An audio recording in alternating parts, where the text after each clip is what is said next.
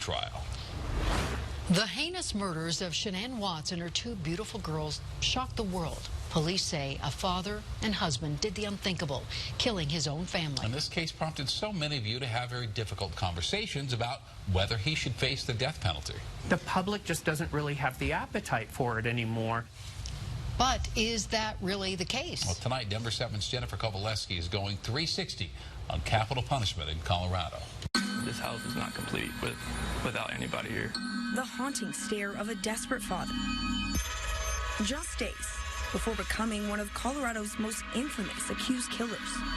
If you're out there, just come back. In a murder plot that's gripped the nation, police arrested Christopher Watts for killing his pregnant wife Shanann and young daughters Celeste and Bella. This is absolutely the worst possible outcome. But this isn't a story about why he did it. This is about a decision that could cost him his life. And the maximum sentence is death. Do you understand? And that's where one of the most controversial issues gets even more complicated. Many Coloradans are already calling for Watts' execution. They've even created this Facebook group. But ultimately, the decision is up to one person, Wells County District Attorney Michael Rourke. Way too early to have that conversation. But it's a conversation that we can't ignore, an issue that challenges the very foundation of our morals. And this is where our 360 begins, a deeper look at capital punishment through the eyes of those who've been there. A mother and lawmaker whose son was gunned down. The prosecutor who decided the Aurora Theater shooter should be put to death. A lawyer who says capital punishment is nothing less than murder. And a juror whose belief forever changed after one experience. Let's begin with him. Grew up believing that, an eye for an eye, tooth for a tooth kind of a deal. And Nate Becker. So it was in support of the death penalty. Changed his mind on capital punishment after he served as a juror on a death penalty case in Douglas County. We'll get back to why in a minute. But let's shift our focus to the prosecutor, someone else tasked with deciding whether someone lives or dies. It was probably the hardest professional decision that I've had to make. Arapahoe County District Attorney George Brockler. He tried the most high-profile death penalty case in recent history. We, the jury, do not have a unanimous final sentencing verdict. You didn't get death. Do you think there was still justice? I think that there was justice from the standpoint that that's what our system produced. Ultimately, one juror saved the life of the shooter, responsible for killing 12 innocent people inside this Aurora Theater. We're not Texas. We're not Georgia. We're not Florida. We're the state of Colorado. We do this a bit differently, and I think we do it the right way.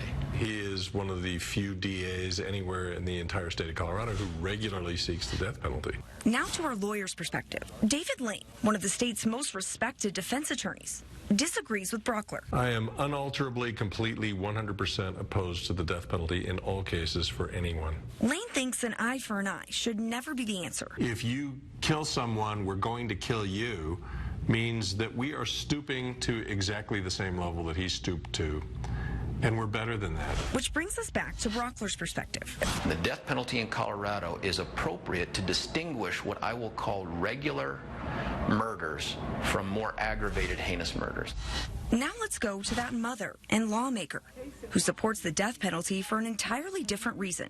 It's very hard, but it's hard every day because every day I have a sense of emptiness. For Democratic State Senator Rhonda Fields, this is personal. He was my only son. I taught him how to tie his shoes. Javad Marshall Fields was murdered in 2005, along with his fiancée, Vivian Wolf. Both were about to start careers and life together in Virginia. Before they could start that life, Marshall Fields was set to testify about the night his friend was murdered. He will never call me mommy again. I will never see him married. I will never have grandchildren from him. All of that was taken away from me because someone decided to silence a witness. The men responsible for killing her son are two of Colorado's 3 inmates sitting on death row. The third is Nathan Dunlap, convicted of killing 4 employees at an Aurora Chuck E. Cheese in 1993. Governor John Hickenlooper granted Dunlap a temporary reprieve and left his fate up to the next governor, while Rhonda's fight for justice is still far from over. After 16 years, I've come to understand that you can't really debate or change someone's decision as it relates to who's for and who's against the death penalty. Let's bring back in juror Nate Becker. he's the exception to Rhonda's rule. Walked away angry. I walked away disappointed in our judicial system. His time on a death penalty jury redirected his moral compass from a supporter to now strongly opposed to capital punishment. And I felt like the death penalty is not justice, it's vengeance. Becker's trial came to an abrupt end when the judge let the defense present evidence sympathetic to the defendant. Evidence Becker says should have come to light long before he was asked to potentially put a man to death. Evidence so strong, the prosecution took the death penalty off the table, knowing it would impact jurors. It became very apparent to me that we're asking people to come to these conclusions and we're not providing them all the information. We're hiding facts, we're hiding information and asking them to do that. And what about the heavy burden that kind of decision leaves on jurors? Is that fair? Is it fair to ask another person to live with that for the rest of their life? So where do you stand on this debate?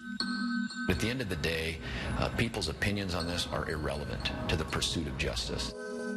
For now, in the Watts case, ultimately, 100% of it to move forward sits on the shoulders of Michael Rourke, and he's the right person to make that decision. And back to that haunting stare from an accused killer whose life now hangs in the balance. Jennifer Kovaleski, Denver7. If you think we missed a viewpoint or you want to weigh in on anything about this story, please email us at 360@thedenverchannel.com or join the conversation on Facebook and Twitter.